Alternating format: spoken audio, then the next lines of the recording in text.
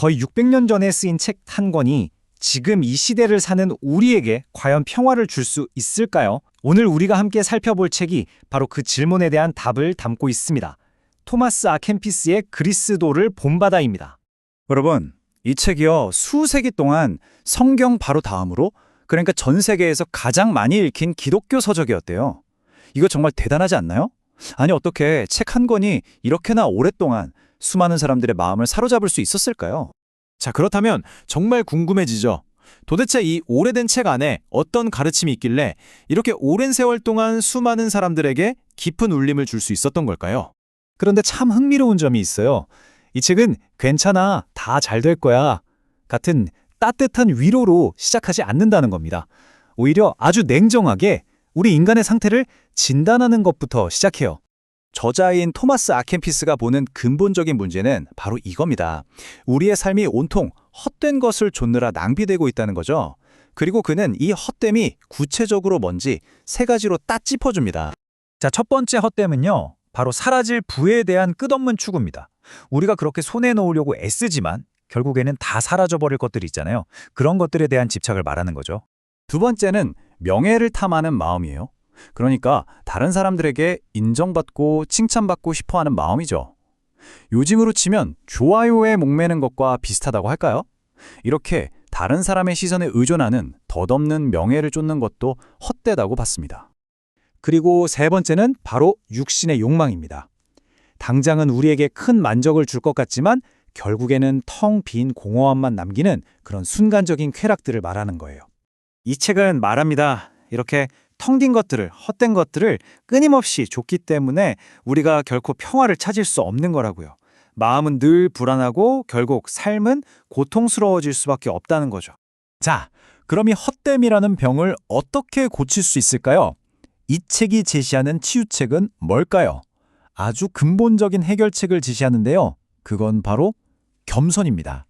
이 책이 말하는 치유책은요, 우리가 생각하는 것처럼 더 많은 지식을 쌓거나 더 높은 지위에 오르는 게 아니에요. 오히려 완전히 그 반대입니다. 핵심은 바로 자기 자신을 제대로 알고 스스로를 낮추는 것, 즉 진정한 겸손을 갖추는 데 있다는 거죠. 책에서는 아주 흥미로운 비교를 하나 하는데요. 한쪽에는 하늘의 별까지 관찰하면서 세상 모든 걸 다 아는 것 같지만 정작 자기 자신에 대해서는 아무것도 모르는 교만한 철학자가 있습니다. 그리고 다른 한쪽에는요, 그저 묵묵히 신을 섬기면서 자기 자신을 잘 아는 비천한 농부가 있죠. 여기서 핵심은 명확합니다. 겉으로 보이는 지식이 중요한 게 아니라 내면의 나라는 존재 그 자체가 중요하다는 거예요. 그러니까 캠피스에게 정말 중요한 건 얼마나 많이 아는가가 아니었던 거예요. 그보다 훨씬 더 중요한 건 어떤 사람인가 하는 거죠. 아무리 화려한 지식을 자랑해도 선한 삶보다 가치 있을 순 없다는 뜻입니다. 자, 그럼 이런 내면의 변화는 어떻게 이룰 수 있을까요? 그냥 마음만 먹는다고 되는 건 아니겠죠? 당연히 구체적이고 아주 실질적인 훈련이 필요한데요. 이 책은 그 방법까지 아주 상세하게 안내하고 있습니다. 이 책을 보면요, 유혹이 우리 마음속에서 어떻게 작동하는지를 정말 날카롭게 분석해놨어요. 보세요. 처음에는 그냥 아주 단순한 악한 생각이 슬쩍 들어옵니다. 이걸 우리가 붙잡고 상상하기 시작하면 거기서 쾌락을 느끼게 되고요. 결국엔 불건전한 욕망으로 자라서 행동에 동의하게 되는 거죠. 그러니까 핵심은 이거예요. 싸움은 맨 처음 그 악한 생각이 문을 똑똑 두드리는 바로 그 순간에 이겨야 한다는 겁니다. 그리고 또 하나의 정말 중요한 훈련이 있습니다. 바로 고독과 침묵의 가치를 아는 건데요. 와, 이런 정말 스마트폰 알림이 쉴 새 없이 울리는 지금 우리에게 너무나 필요한 가르침 아닌가요? 진짜 내면의 목소리를 들으려면 때로는 의도적으로라도 이 세상의 소음에서 벗어날 필요가 있다는 거죠.